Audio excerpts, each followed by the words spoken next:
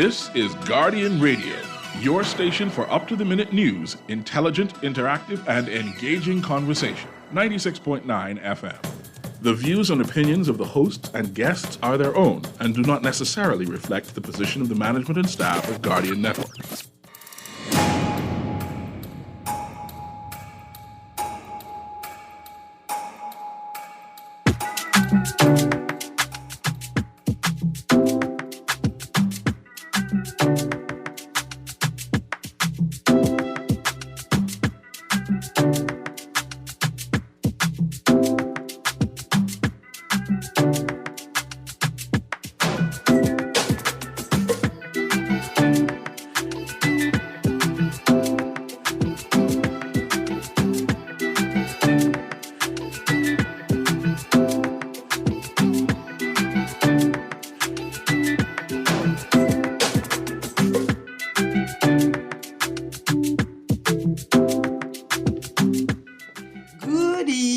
This morning and welcome back to Guardian Radio 96.9 FM, your station for fresh news, smart talk all day. You are on the clock with Erin Greene on this Thursday, the 21st of October, 2021.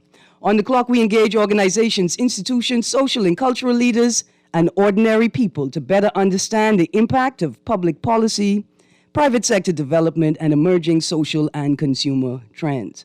On the clock, we have conversations that help us understand and navigate a rapidly changing Bahamas. Good morning. Today, I have a guest joining me to talk about the pandemic and some aspects of life in the pandemic that we haven't really paid attention to. But before we get to that portion of the show, we got some what's in the news to talk about. Well, the first thing I want to announce is the 16th annual Anatole Rogers Memorial Lecture that will be held on Thursday, the 11th of November, 2021 at 7 p.m. This year's lecture will be given by Edwidge Dandicat, the renowned Haitian literary genius and writer, Haitian-American novelist, short story writer, essayist, and what they call memoirist. She writes memoirs. And the title of this year's lecture is To Dream a Better World, Storytelling in Times of Distress. Wow. Edwidge Dandicat. A lecture not to be missed. In fact, every single lecture since its inception has been phenomenal. And I'm sure this is just going to be another one to add to the list. And I got a full day today. Last night while I was sitting preparing my show, I wanted to tell you all, since we are, all engrossed in all of these fascinating mysteries, like the mysterious case of the mutilated money and the ordinary case of the unordered vaccines. Well, I had planned on telling you all the story of why monkey tamarind does itch. But I don't think I have enough time for that today, because yesterday we had our very, very first press briefing. And I want to go into it just briefly, because there are a lot of important things that came out of it. More important, I think, than the briefing itself. But there are things that must be noted. First of all, did we need the Director of Communications to introduce the new press secretary at the beginning of the first press briefing? Is that necessary? And coupled with the question, when you couple that question with this question, is the press secretary a government employee or is he a Davis administration employee? This is a very important distinction to make, right? I think it's a bit too much and unnecessary. We know who the press secretary is, but you're not an elected official. And I'm going to be honest in this capacity. Anyway, yeah. We also know what a press secretary is and what a press secretary does.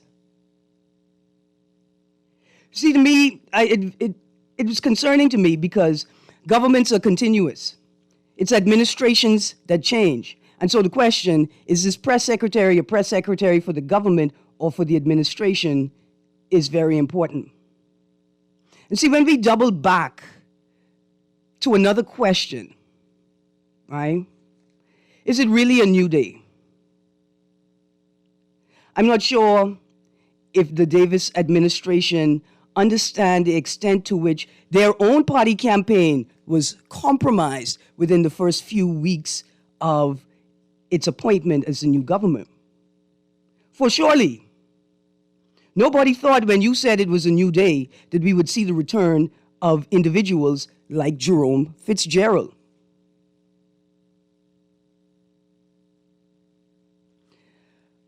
I want to see communications from my government, a continuous government, and not necessarily from a particular party's administration.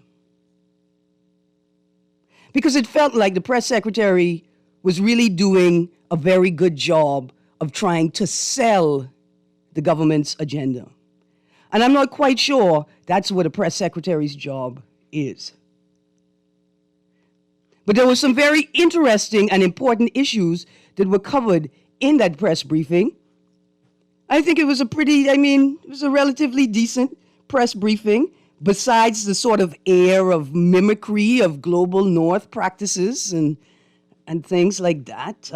5 priority issues indicated in the briefing is COVID and the healthcare system, stabilizing the economy, climate change, the legislative agenda, which would include the VAT reduction bill, essentially a pension increase bill and a merchant bill, and then the announcement that the board selections will be finalized and announced by next week. There's also a briefing from the new Minister of Housing and Transportation, Jo Beth Colby, on the Prospect Ridge Housing Program. That's a very interesting discussion. Can't really get into it right now, but what I thought was very interesting was the focus and prioritization of projects in Abaco. This conversation about Prospect Ridge Housing Program is very interesting, but what I enjoyed most from that segment of the briefing was Ms. Colby's ability to say calmly to the audience, I don't understand your question. I don't think you all understand how beautiful it was to hear a government minister say, I don't understand the question. I'm certain I'm not answering it properly. I don't understand the question. I want to say thank you for setting the tone, Ms. Colby. And it's okay to say, I don't know. I don't understand the question. I'll get back to you when I've established further clarity, right? Awesome stuff. There's still a lot to get into. But the most fascinating part about the press briefing was this sort of odd statement from the press secretary about the BPL report.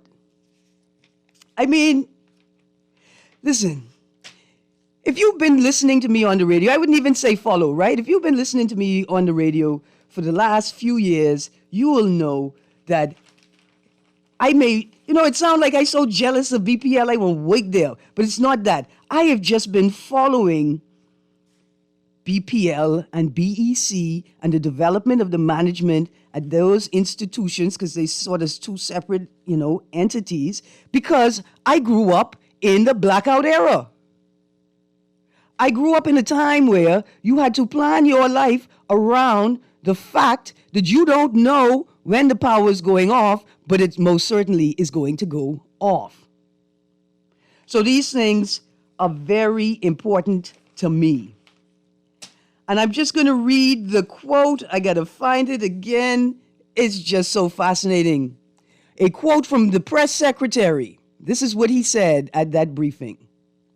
And I'm reading from the Tribune. Clint Watson, the press secretary in the office of the Prime Minister, teased details about the report during a press conference yesterday. Quote, the former prime minister in office commissioned an investigation into Bahamas Power and Light. The board, the initial board that was led by then Chairman Darnell Osborne, he said. Quote, we've not heard from that report. We can confirm today that a report was done by a foreign company. Let me repeat, quote, we've not heard from that report. We can confirm today that a report was done by a foreign company. The name of that company we're going to release to you as well, and I think you might be happy to know that we do have this report in hand. It is a very interesting read, and of course, it's now being sent to the minister responsible for BPL, the Minister of Works, Alfred Sayers, for his review on it. It's interesting. You want to read this, and it may share a very clear picture as to why we never heard about this report, which was presented in November of last year to the government. It explains a lot. I'll say it and leave it as that. Okay, listen. I don't have enough time today to delve into this. We don't have enough time. I mean, there's not enough Frank Watson Boulevard in the world to have time to deal with this. However, some interesting things. So the government the Prime Minister commissioned an investigation, but we've not heard from that report. Who is we? Is we the Brave Davis administration, or is we the government, the Ministry of Works, the cabinet, secretary to the cabinet, right? That's a distinction I think that needs to be determined, right? Because Clint Watson says, and I think you might be happy to know that we do have this report in hand. Shouldn't the government have the report in hand? Like, which foreign company could initiate this, like could on their own without an invitation from BPL or a member of the Bahamian government? How does a foreign company just up and decide to do a report on BPL? And why would I be happy to know it's in the government's hand? I mean, I would be happy to know that it has not gone the way of other files and reports and investigations that can't seem to be found by the government's hands. But this isn't clear enough to me to make sense of it. Anyway, this is fascinating, and we're going to get into it. I have a guest today, and I got to do a little more research. We better get very careful when we're engaging in these types of conversations. You see, because here's the next thing. When you read this story and you realize that the now Minister of Works, Alfred Sayers, was the lawyer for this group of people suing the government. Why would we appoint Sayers to Minister of Works, understanding the enormity of this situation, considering the importance of the country's ability to generate and distribute electricity? Like, this is the thing. Anyway, I'm not making any suggestions that the Honorable Minister Sayers has done or will do anything untoward. But if you have the ability to avoid conflicts of interest, why wouldn't you just do that? You got a 32-member House. We don't rely on ministers for technical expertise. And maybe we could have used the Senate to appoint somebody with the expertise, holistic, right? Multi-dimensional expertise to fill this position, as opposed to using the Senate to placate and to provide party favors.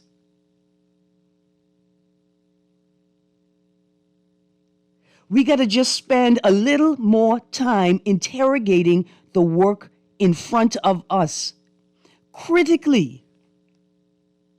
You're not nitpicking, you're looking for anything that could be exploited. Oh my. Anyway, I've got a couple of texts here before I move into the second segment of the show. First text says, political parties need more than a single leadership race, but all offices should be in the election, not just for the overall leader. The system is sad, not because MPs won their seats in a meager opposition team. Those few have the caliber of headship for the party to be PM. Our country should shy away from sly candidates as well. Popularity is a danger too. Yes, I think this text is referring to another story in the paper about the FNM leadership race. I too wonder why leader of the party is the only position going to vote when you have the deputy leader and the chairman of the party that I think from the way that the party members themselves speak hold significant weight and onus in the leadership discussion. One more quick text before we go to a break and I bring in my next guest. I concur. Press conference and specifically press secretary gave the impression of still being on the election campaign trail. That's exactly the feeling that I got when I was listening to it, right? You see, because governments are continuous. When do you make that transition, right? From the politics to the governance. And how do you make that transition? How do you couch your administration's ideas and decisions against the past administration without politicking? It can be done.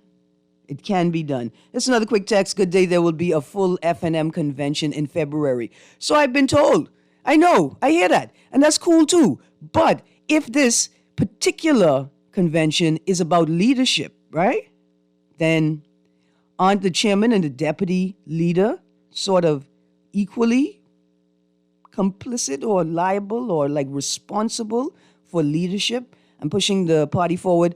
Plus, given the nature of the circumstances surrounding Peter Turnquest's resignation, I mean, whether it was offered or asked for or demanded, I thought that would warrant that position's inclusion in this particular discussion.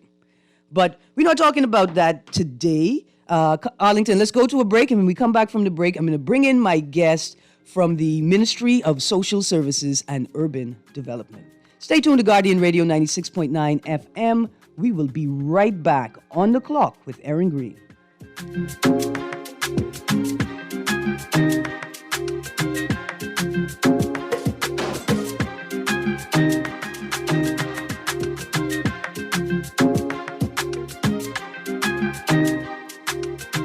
Have you heard about the COVID vaccine raffle? If you are vaccinated against COVID-19, you can enter to win amazing prizes like food store gift certificates, hotel stays, beach excursions, and so much more. Even if you are previously vaccinated, you can still enter to win. The COVID vaccine is free, safe, and protects you from severe COVID-19 infections. Don't delay. Get vaccinated today and enter to win. Visit www.vaxbahamas.com to register. What happened to you? You look like you lost your paycheck. Man, I just realized I got scammed out of a bunch of money. They said I won this contest and just needed me to send them some money so I could collect. I mean, to expedite something. Or was it to smooth the process? Man, you're smarter than that. Protect yourself against scams and fraud by following these tips. If you know you didn't enter a competition, you can't win. Never pay to receive a cash prize. If you're being asked, you're being scammed. Check trusted internet sites for verification of information given to you. Do not give your banking details to people you don't know. If it sounds too good to be true, it is. Monitor your bank account regularly for any questionable transactions. Get more information at getmoneysmartbahamas.com.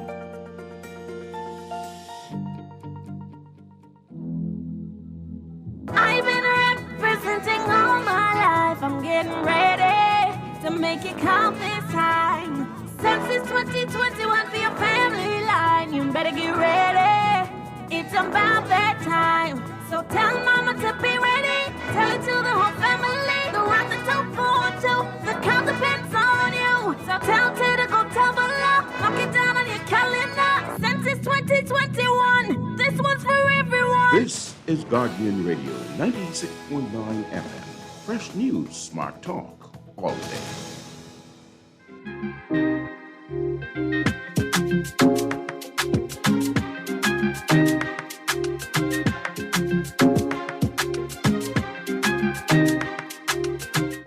Good morning and welcome back to Guardian Radio 96.9 FM, your station for fresh news, smart talk, all day. You're on the clock with Erin Greene. And just as I move into my next segment, I got to just say this quickly. In the business section of The Guardian, is a headline, Air Canada to add weekly direct flights to Exuma and resume daily flights to LPIA. Let me just say this. I hope that the Minister of Finance and the Ministry of Health and the Ministry of Transportation has put together I don't know if it's a emergency strategic plan or contingency plan, first of all, to ensure that the proper resources and human resources are in place in Exuma to mitigate or diminish or minimize the risk of spread and outbreak in Exuma, right? And that you put in place an emergency travel protocol for sick individuals, particularly those that do not have their own personal insurance. This is very, very important. I think this is one of the biggest things that we have overlooked is the potential the devastation and potential devastation of COVID in family islands with weaker healthcare systems, if that could be a thing. Arlington, I see we got this caller. Caller, you got 30 seconds. I got a guest I'm about to bring in. Good morning. Still there? You're not there? Okay, I'm sorry, caller, we lost you. Let me introduce my guest for this morning. My guest is Ms. Tonette Minnis. She is a trained social worker, currently working in the Domestic Violence and Counseling Unit at the Department of Social Services. She is also an adjunct professor at the University of the Bahamas. She obtained her bachelor's degree in sociology with a concentration in social services from California State University of East Bay. She then went on to obtain a master's degree in social work with a concentration on children, youth, and families from California State University of East Bay. She has nearly 20 years in the field of social work, working with vulnerable populations both locally and abroad. Good morning, Ms. Minnis. Good morning. Are you there? Oh, unmute your mic, ma'am.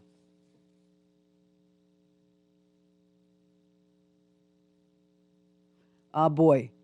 Arlington, let's go to this caller while we try to get that sorted out. Good morning, caller. You're on the clock.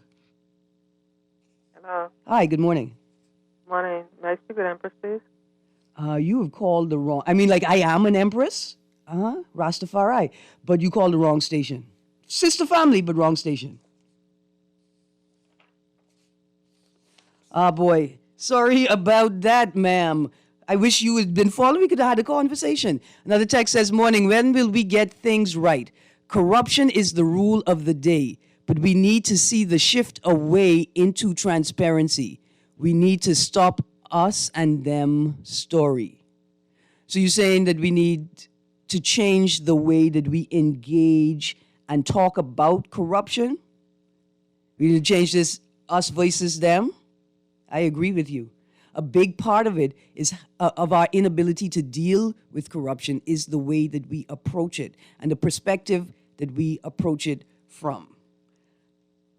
Got another caller on the line? No? Okay. Ms. Minnis, are you there? All right. Here we go. Well, I'm going to give Ms. Minnis a few moments to get back with us. Let's talk about the presentation on the Prospect Ridge housing program and other initiatives being taken on, or housing initiatives that were put in place by the previous government and that the new government is considering. So what I learned in that press conference is that Abaco has been prioritized. Abaco has been prioritized as a workplace.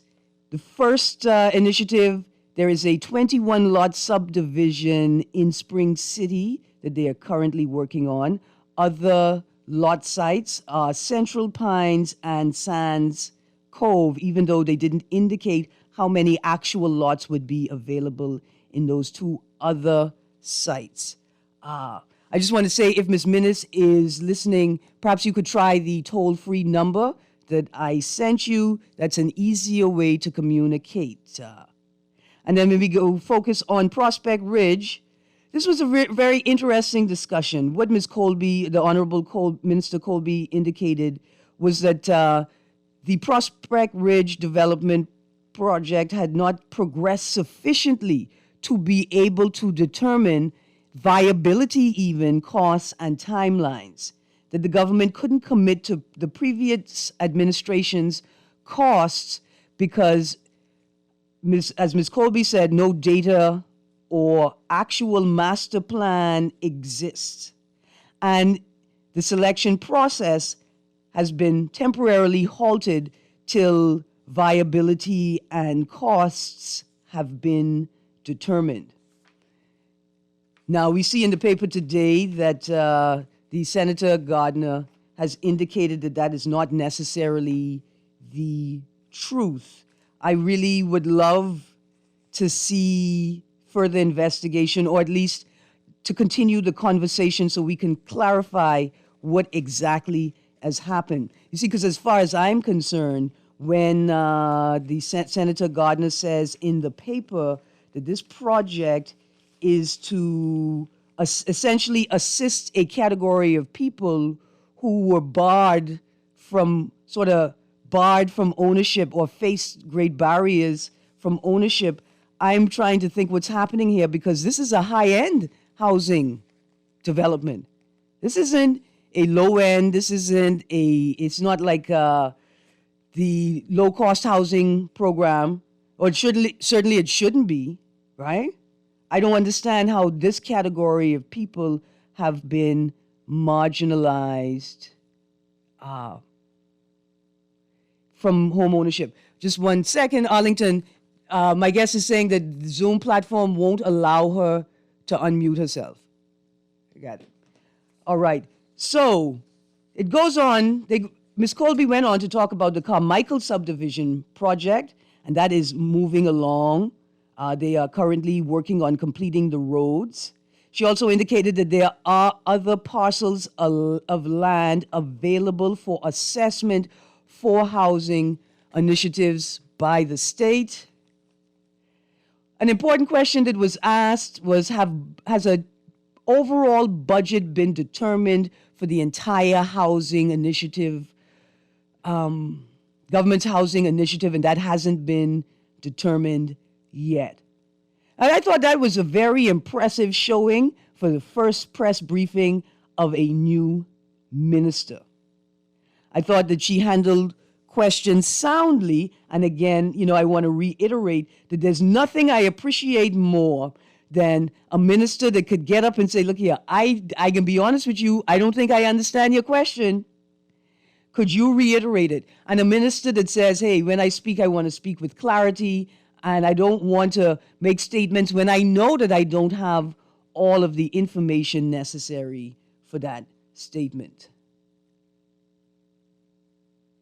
There was also a briefing on the climate change situation. And the most interesting question, I think, was, is the Davis administration going to revisit current oil drilling agreements? And let me just say this. I think that we need a specific press briefing on this issue. I know that it wasn't the government's attempt to avoid this issue. That's not what happened at all. This question was raised by a member of the press. It's an important question. And I think it requires an entire press briefing with the inclusion of several other ministries and technical experts in the discussion. But I think the question was asked, is Davis's position as leader of the opposition changed now that he is the PM? And the response was essentially, he is still consulting with local experts. I see Arlington, my guest, is online. Good morning, Ms. Minnis. How are you? Good morning, Ms. Minnis. How you do? You still there?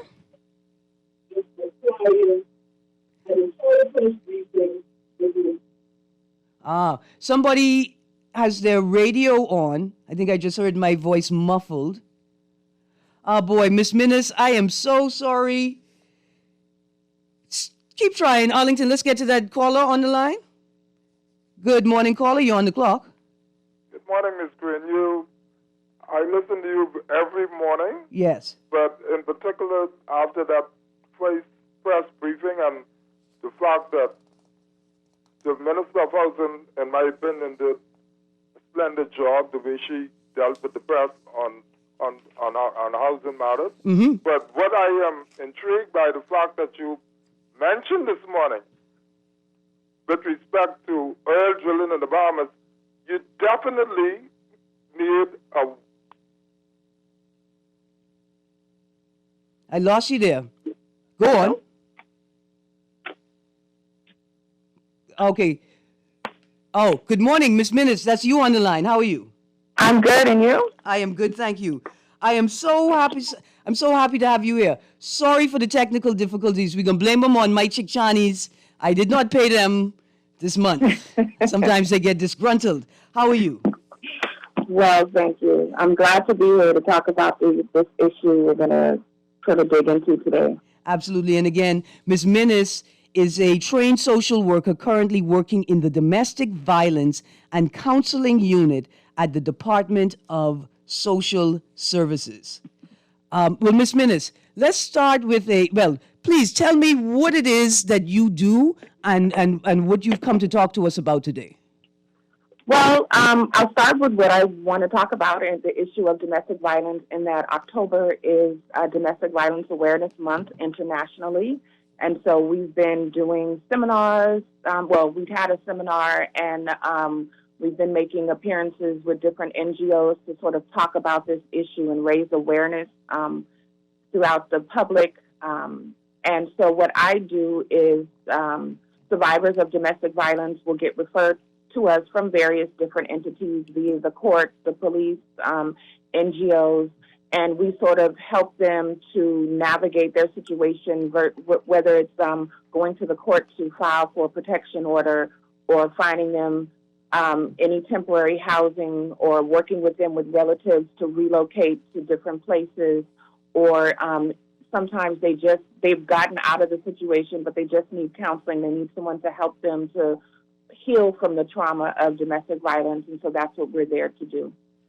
Absolutely. Well, let's start at the very beginning. How can people contact this unit? You can call us at 604-4300. You can also call the national hotline, who can then get in contact with us, and our national hotline number is 322-2763 or 422-2763. Right, and that's a 24-hour hotline, right? 24 hours, 7 days a week, 365 days a year.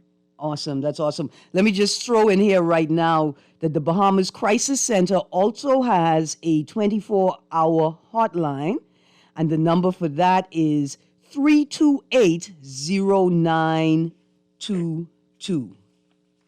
Yes, and we work very closely with the Bahamas Crisis Center. That is awesome. That is awesome. An organization like that, it's small, but it, like our Jamaican friend said, Talawa. Yeah. It's small, but it's Talawa. All right, so tell us briefly, what is domestic violence?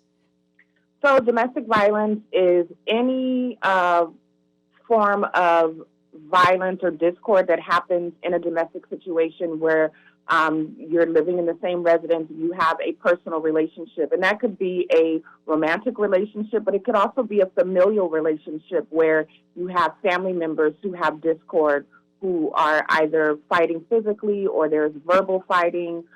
There could also be psychological abuse. There can also be emotional abuse and even financial abuse, where one person is taking power over another person, and it's really about power and control.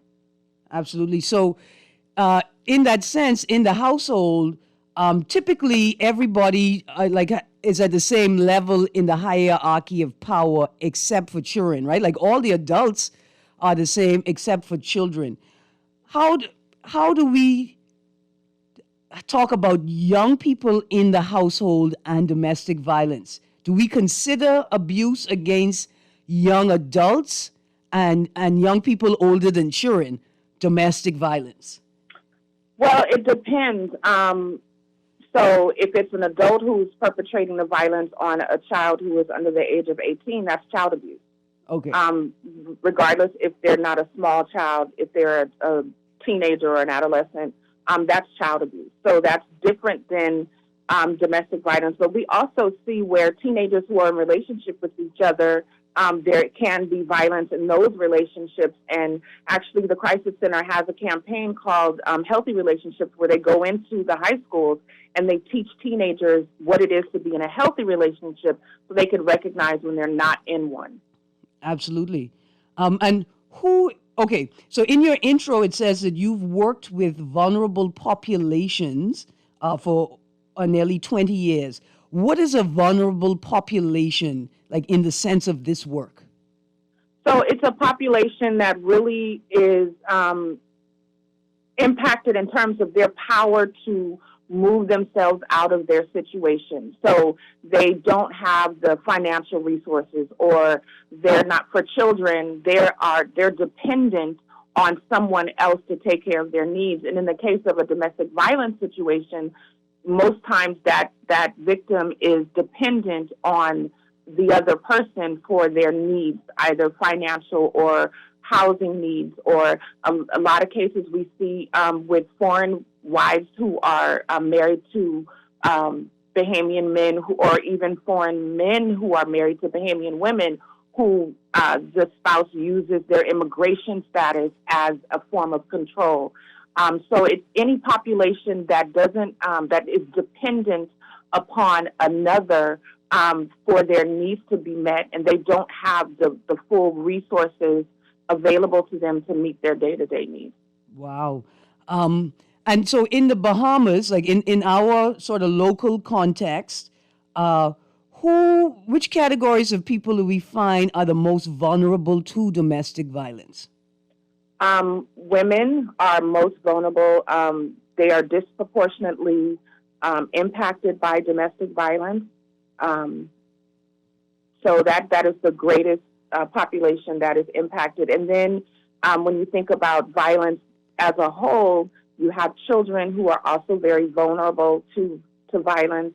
And then you have your elderly people. We don't talk about that enough, that the elderly population is also very vulnerable to violence and abuse. Absolutely. And so I want to ask you about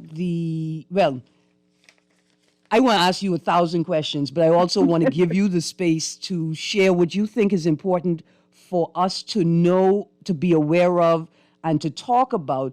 But also, you shared with me a brief page of statistics from the period January to September 2021 on domestic-related crimes.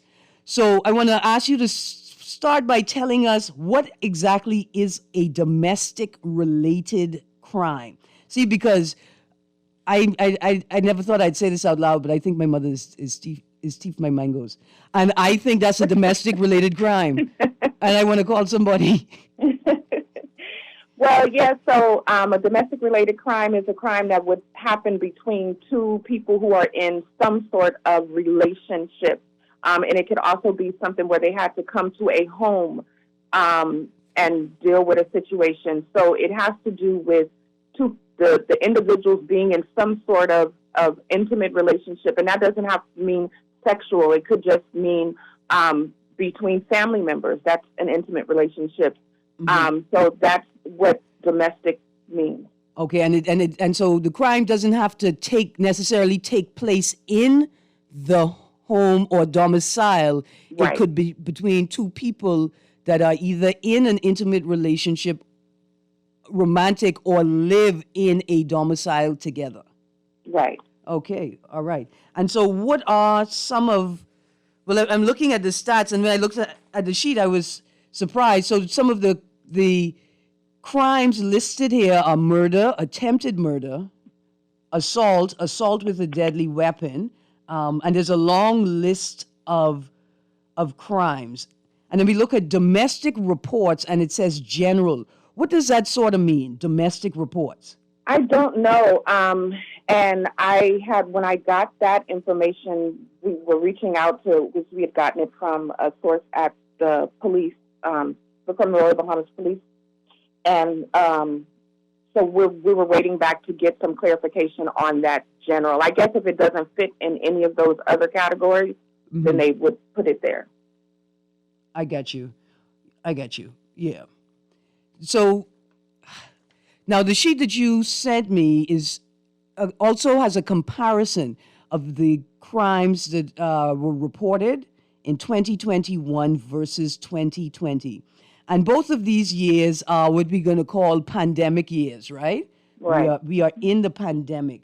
How have you seen a trend up or a trend down in domestic violence since the onset of the pandemic? We definitely, from the beginning of this year, saw a trend upwards in terms of the number of people who were coming to us seeking help for domestic violence-related issues. And globally, that has been a trend. So that is not just unique to us. And when you do the reading and the research on the why of that, it's because people were quarantined and locked down in places where they might not necessarily have been safe to do so, right? So if normally my perpetrator is out to work for most of the day, we're not in close relation to each other for there to be friction all the time. But then when everybody wasn't working, we're all home, and everyone in the frustration level is escalated, and money woes are coming up, and people are increasingly stressed. We saw incidents of domestic violence definitely increase. Wow. One of the interesting stats here is assistance requested is a category, and in 2020 there were 411 requests for assistance. And in 2021, there were only 184 requests for assistance. Right. You think this is because in 2021, we had no lockdowns, curfews had been extended, and people had more space to sort of escape outside of the home? I think that is a definite contribution to that. I think when people have things to do, when they have somewhere to go, you sort of get that break from being in close quarters with people that you don't necessarily get along with. And some people were forced into living with relatives, or even I've had cases where young ladies are saying, well, I had to go live with my ex because I had nowhere to go, and we have these kids, and we don't get along, but, for the sake of the kids, we were trying to live together. We've been fighting for a year, and I got to get out of there. Yeah. So people were forced to make choices that they didn't necessarily want to, but were forced into because they just didn't have the resources to make it on their own. Absolutely. So from looking at these stats and the premise of our conversation, it suggests to me that the state and the Ministry of Social Services, and perhaps in partnership with civil society and NGOs, that we need to be prioritizing the creation and operation of shelters and temporary housing options for people in crisis and in transition, whether from a say, domestic situation or simply transition from the family island to New Providence. And Erin, you just hit the nail on the head of the bane of my very existence in this work. It's housing is a challenge, and I've had to support women, and unfortunately, I haven't dealt with any men, but I know that this does impact men as well. But I've had to work with people who have to go back home because there's nowhere else for them to go. We don't have long-term shelters for people. We don't have a method for them to go. We are very limited in those resources, Absolutely. And social services is limited in what we can provide. We don't just service domestic violence survivors. We service everybody who needs the housing. Ms. Millis, so we got to take a break. When we come back from the break, we're going to focus on that housing, and then we're going to talk about some of the barriers that people experience in reporting and attempting to report these crimes. Okay. We got to go to a break. Please stay tuned. 96.9 FM. Really decent conversation on domestic violence in the Bahamas. We'll be right back.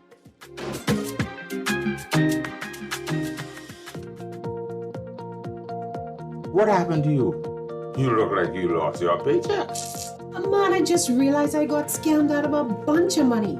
They said I won this contest and just needed me to send them some money so I could collect. I mean, to expedite something. Or was it to smooth the process? Man, you're smarter than that. Protect yourself against scams and fraud by following these steps. If you know you didn't enter a competition, you can't win. Never pay to receive a cash prize. If you're being asked, you're being scammed. Check trusted internet sites for verification of information given to you. Do not give your banking details to people you don't know. If it sounds too good to be true, it is. Monitor your bank account regularly for any questionable transactions.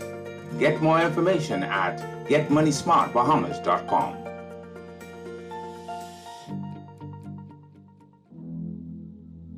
I've been representing all my life. I'm getting ready to make it count this time. Census 2021 for your family line. You better get ready. It's about that time. So tell mama to be ready. Tell it to the whole family. The rock the top forward to the count depends on you. So tell Ted to go tell below. Knock it down on your calendar. Census 2021. This one's for everyone. The Central Bank of the Bahamas invites students in grades 4 through 12 to compete in the Get Money Smart Bahamas video essay competition. Students must produce a 3 to 5 minute essay sharing their views on the following topic. The Bahamian economy is an ideal model for digital financial services. Get a parent or guardian permission to share the link to your essay with us on social media and have your entry judged for cash prizes in either the primary school division, junior high, or senior high school category. Essay submissions must be received by October 22nd, 2021. For more information, visit getmoneysmartbahamas.com or see our post on Facebook, Twitter, and Instagram.